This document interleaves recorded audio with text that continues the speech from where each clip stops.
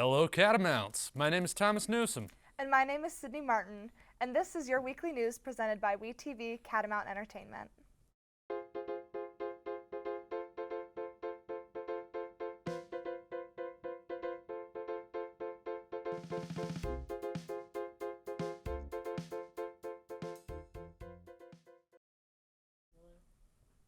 So, Thomas, you looking forward to spring break? I am. How about yourself? I am too. I'm flying home tomorrow, so I'm excited to see some family. What about you? Oh, fun. I'm driving home. Do you have any plans or anything like that? Not anything specific. I'm just looking forward to a nice long break. Isn't that the truth? I'm looking on catching up some sleep on myself. That sounds good. Well, let's check in and see what we're doing on campus soon. So, the Asian Student Association will be holding their boba and bake sale from 2 p.m. to 4:30 p.m. Wednesday, March 19th at the Catafount. They will be selling matcha-infused treats and other green snacks to celebrate St. Patrick's Day. Come out to help them raise funds for other ASA events in the future. Looking for a festive way to enjoy St. Patrick's Day? Last Minute Productions is hosting a St. Patrick's Day celebration on Monday, March 17th in the UC Grand Room at 6 p.m. The event is free for students and will feature snacks and karaoke. I don't know about you, but I'm looking forward to St. Patrick's Day. Green is my favorite color. Very nice, as am I.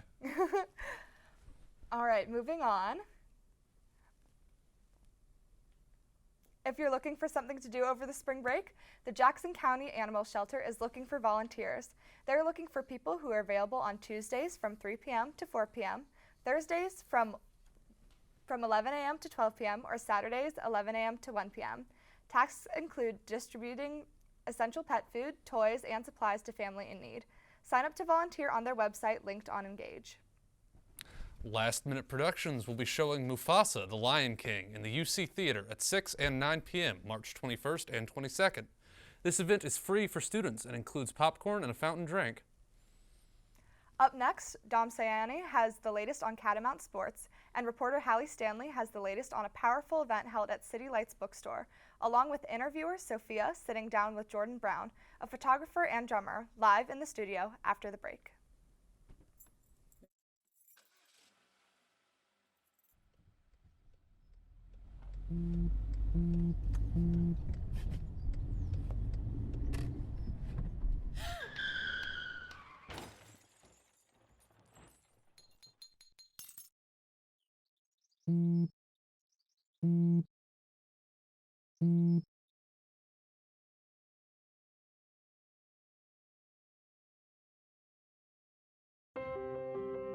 When I first saw a turtle, my heart was full. Now anything but lonely. We had this deep connection, this heart connection. He just wants to be close to you and part of your life. Every day with turtle is a perfect day. When I'm holding her, it makes me feel calmer. I think everything he does shows how much he loves us. When we adopt a shelter pet, we discover they're a little bit of a lot of things. But they're all pure love.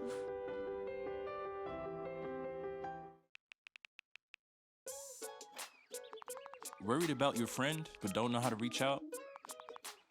You could say, how are you, or get a fake tattoo. You could ask with an app if it works for you. You could chat with them in VR, it's all good. If you think you should check in, yeah, you should. Whatever gets you talking. Reach out to a friend about their mental health. Whatever gets you talking. Learn how you can help at seizetheawkward.org.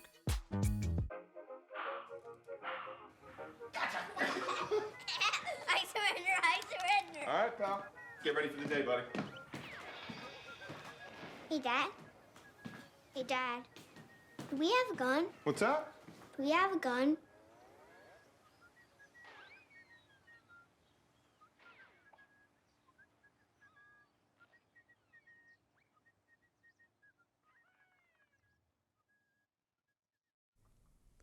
Welcome back. This week is quite eventful for Catamount Athletics, and here to tell us all about it is WeTV's own Dom Sayani. Hello Catamounts, I'm Dom Sayani, your voice for Western Carolina sports. It's March, meaning the 2025 SoCon tournament is underway. But before the Cats pack their bags for Asheville, both men's team and women's teams have their final two games this last week. The men's team struggled in their matchups against Wofford and Mercer. The team looked disengaged and struggled to maintain momentum in the second half. The 90-67 loss and the 69-81 loss ensured the Catamounts finished 9th in the SoCon Conference. The women's team went 1 for 2, a close loss to Mercer. The Catamounts outscored Mercer 11-9 in the fourth quarter, but came just short of the comeback by 51-49. AC Carter had 10 points and 15 boards. The Cats then took on the Sanford Bulldogs with great showing, outscoring the Bulldogs by 17 in the fourth quarter. Tyja Beans shot perfect 10 for 10 from the field, scoring 20 points. The Cats ended the regular season with a win 76-69. Both teams then headed to Asheville to compete in the Southern Conference tournament. The women's team faced UNCG Thursday after some struggles in the first half. The team fought back and scored 19 points in the third quarter. Unfortunately, it wasn't enough. The Cats ended up in their tournament run with a 50-43 loss in the season with 13 wins and 17 losses overall. The men's team will have a rematch against 8th seed Mercer tomorrow at 5 p.m. at the Harris Cherokee Center in Asheville. They have a record of 1-2 against the Mercer this season, so we encourage every Catamount to come out and support the team for tomorrow's game. Moving over to baseball, the team started their Homestead series against Ryder on Friday with a 27-5 win, scoring runs in the third inning. Ryder ended the series with a run-win 15-6 on Saturday's doubleheader.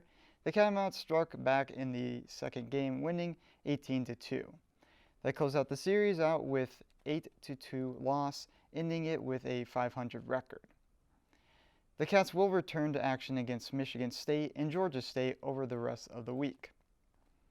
Closing out this segment is WeTV's Athlete of the Week. This recipient is Catamounts baseball player Mason Holton, who hit a .508 and scored 3 runs over the course of this week's series. Congrats, Mason, and go Cats! Well, that's quite impressive from the Catamounts, isn't it? Yeah, hopefully they'll be able to use this upcoming break to recoup and get ready to go back for more. Hopefully they will. The beloved City Lights bookstore hosted a very moving and powerful event recently. Reporter Hallie Stanley has the story.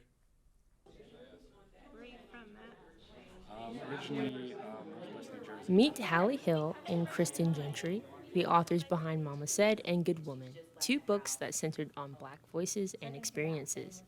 Community members from Western Carolina University gathered for this powerful event hosted by City Lights Bookstore to hear their stories firsthand. I also spoke with Matt Sawyer, the event coordinator for City Lights Bookstore, who shared insights on how local control over voices and publications empowers the community. I believe we are a huge asset to this community, and especially right now in the climate, in our federal government and state governments that are attempting to censor and control not only what we say, but what we do in the spaces that we can gather in.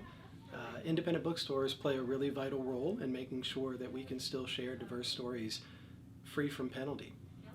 Located in downtown Silva, City Lights is more than just a bookstore. It's an environment where local authors connect with their community and regional voices are celebrated. Well, I want to say first and foremost, we are a local authors bookstore.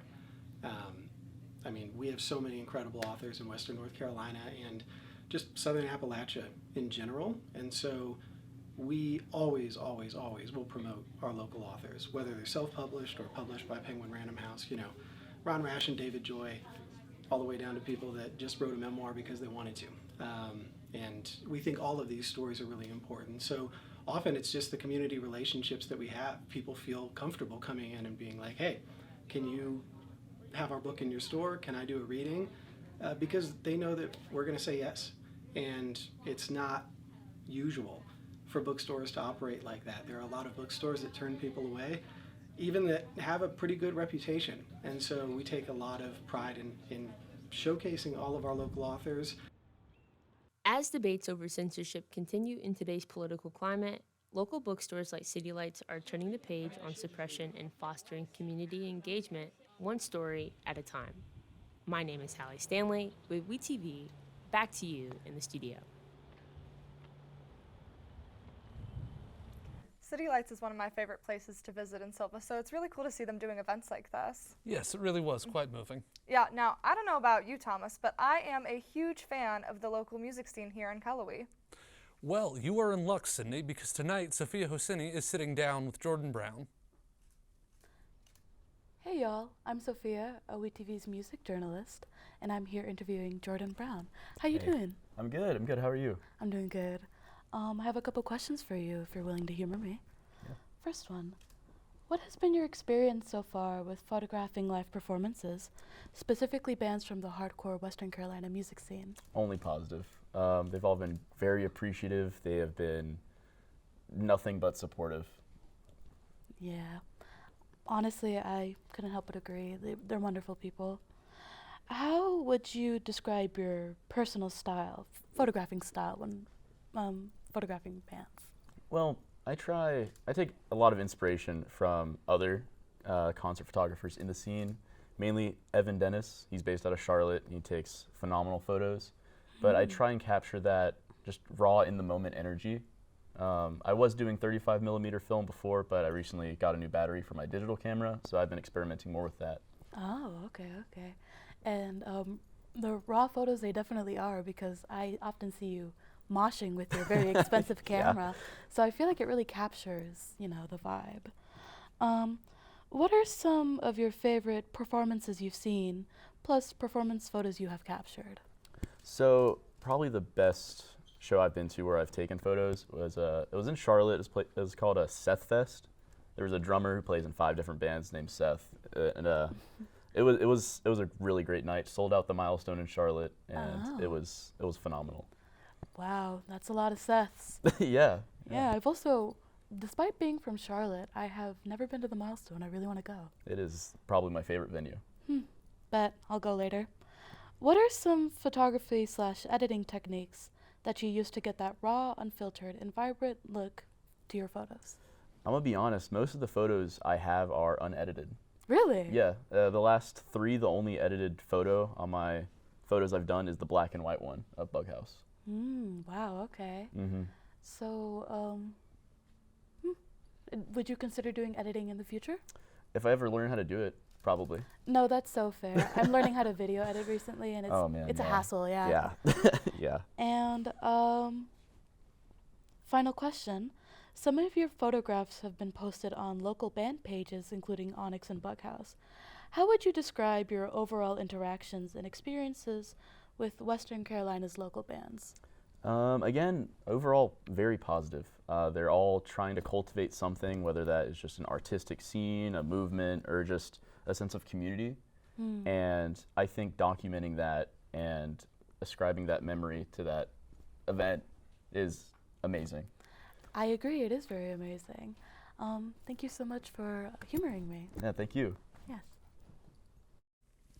Up next, for our viewers who are feeling peckish, Chef Julian and Chef Ryan are back with another episode of We Cook and this week's weather forecast with Jack after the break. All over. When you adopt a shelter pet, you discover all the things that make them unique. And your mother. They're a little bit of a lot of things, but they're all pure love. I don't think that many kids in my son's school even do it. He makes fun of his friend who vapes. He would never try it. She's into soccer. She's on the honor roll. She's just not the type. No way. No way. No way. No way, my kid would never vape. Get your head out of the cloud. Today, nearly 8,000 kids will start vaping. Maybe even yours. Learn about the dangers at talkaboutvaping.org. Multiple studies have shown that marijuana can slow both driver reaction and response time, which can be really dangerous. He's here. He's here. Wait. What? I can't drive. Why? My. Oh.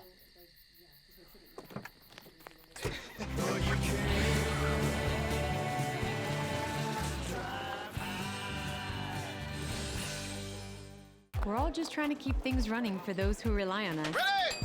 That's why we don't have time to be sick with the flu. And especially this year, no one has time to get sick. Get a flu shot for yourself and those around you, too. When I was in foster care, I never knew when I would have to move, so I always had my suitcase ready to go. Then one day, I was adopted. My new parents opened their hearts and home to me. My parents cook my favorite breakfast for me every morning. My parents take me on trips I never thought I would go on. They gave me a home and an even better reason to use that suitcase. My parents aren't perfect, but they're perfect for me. Welcome back, Catamounts. For our hungrier viewers, Chefs Julian and Ryan have an apple crisp on this week's episode of We Cook. Oh, yes, you can.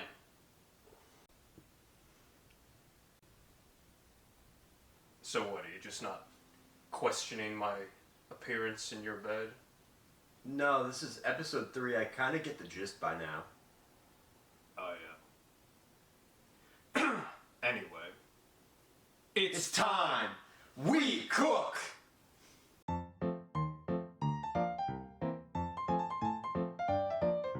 Here are your ingredients. Brown sugar, all-purpose flour, oats, 2 to 4 apples, some butter, and some nutmeg and cinnamon. First, you're gonna want to preheat the oven. While the oven's preheating, you'll want to wash the apples. Next, you'll cut up the apples into small pieces. I'm talking really small pieces.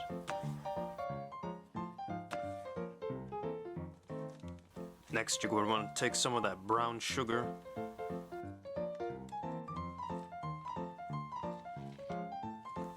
and put it in the mix with the apples. Next, you're going to want to add some flour. And then those oats from earlier, Ryan's from Florida, and then you're going to want to mix it all up. You're going to want to pour that mixture into a pan. Next, you're going to want to take a stick of butter, put it in the microwave, and let it melt. While that's melting, you're going to want to take your cinnamon and nutmeg and add it to the mix. Next, you're going to want to take that melted butter and put it in the mix. And you're going to want to pop that mix into the oven. You're going to want to do this for around 30 minutes. Then you're going to want to pull that greasy pig out. And then bam, you got yourself some apple crisp. And there you go, apple crisp. Clearly, Creel enjoys it. Isn't that right? Is it the best you've ever had? It's because I know my stuff. Thank you for watching. Well, that was certainly something. It's clear they didn't get into culinary school. Anyways, this week, in typical March fashion, we had some wacky weather. That's right, and here to help us prepare for the week ahead, we have Jack McBrayer with the weather. Good morning, Cadmounts. I am Jack McBrayer, and today I'm going to be presenting your weather for you. So today on Friday, which is tomorrow, we have a high of 61, a low of 41, and an average of 57, and it'll be partly cloudy on then. And then on Saturday, right here, it'll have an average of 53, a high of 58, a low of 35, and it'll also be partly cloudy. Not much sun going on. And then on the next day, following day, Sunday, we're starting to get into spring break territory right about here. It's going to have a high of 62, around an average of 60, and a low of 29. And then after that, we're going to start moving on to Monday right about here. Let me move over a little bit.